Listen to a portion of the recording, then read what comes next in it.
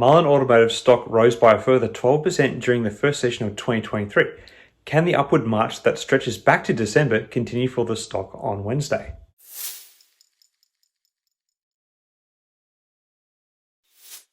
Hi again everyone, I hope you're all doing really well. Yesterday I had an eerily close prediction for how Mullen Automotive stock would perform in its first day of trade for the year, ticker symbol MULN. As guessed, we thought the current short squeeze would see the stock run up towards the 34-cent mark, where it will likely reach some upward resistance, and this very much seemed to be the case with the stock moving up to an intraday high of 33 cents per share before closing the session at a slightly lower point at 32 cents per share, which reflects a 3 cent per share gain on the day, or 12.4%. So given my fine form, which does involve a bit of luck, I must say, I thought I might try and work out where the stock was heading during the second session of the year. So here it goes.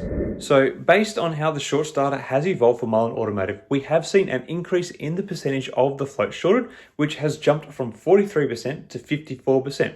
Again, most of this is held in off-market positions. The average days to cover has also decreased to be 0.8 from the one that was posted yesterday. This all reflects an increased level of pressure on the average short position to cover. So we have an interesting situation here where, in fact, the number of short positions in the stock has increased despite upward price pressure. This may suggest that, broadly speaking, there is a belief that this stock is going to come down in value. In terms of what could be driving this belief of a downturn in the stock, Mullen Automotive has been plagued with some negative corporate news recently. This includes some recent large amounts of insider selling. Also, there was the fact that the company was late in filing its annual report. Both of these developments paint a picture of potential boardroom instability, and it is on this trend that the short sales may be mounting into this stock. Flipping over to the technical side of things, while there was an elevation in the share price, there was a decline in the volume of trade as the day wore on. This is a sign of wariness from punters to push the short squeeze further at this technical level of resistance of 34 cents per share. In a further worrying sign, the MACD indicator is showing signs that a reversal in the stock movement could be coming based on this hourly chart. So on the balance of play, it does appear that this short squeeze effort is at a bit of a crossroads. Rather than forcing shorts out, it has brought more into the stock. If a continued run up is going to be continued, I think more momentum needs to come, which could be delivered through either a strong company news update or a broader embracing of the stock by the retail scene.